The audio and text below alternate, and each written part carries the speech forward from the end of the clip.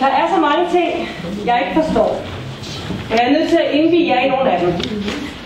Jeg forstår ikke, hvad Socialdemokratiet laver. Jeg forstår ikke, hvor de er henne, når der afsiges dom i sagen om den svenske fagbevægelses ret til at aktionere mod underbetaling af ikke-svenske håndværkere, der arbejdede på at renovere en skole i Vaxholm. Arbejdsgiveren, et lettisk firma, lagde sag an mod Sverige ved EF-domstolen. Dommen underkendte retten til at lave konflikt og anfægtede dermed fagbevægelsens ret til at håndhæve lokale overenskomster som det gældende lønniveau. Og den blev i torsdags fulgt op af endnu en dom. Det er ikke sikkert, at I har hørt om det nu, for der ikke har stadig meget om det.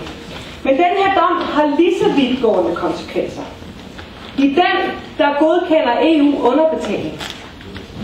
Dommen kommer til at hedde Rüffert-dommen og handler om, hvorvidt en offentlig myndighed har lov til at kræve, at overenskomstens overholdes, når en opgave sendes i udbud.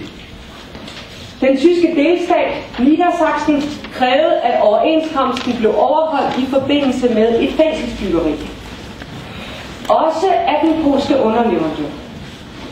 De polske arbejdere havde nemlig kun fået halvdelen af, hvad de tyske havde fået i løn på byggepladsen. Den tyske stat og dermed bygherren krævede, at overenskomsten blev overholdt, men EF-domstolen sagde, at det stred imod fællesdirektivet om udstationering af arbejdstagere. Hvor er Socialdemokratiet henne?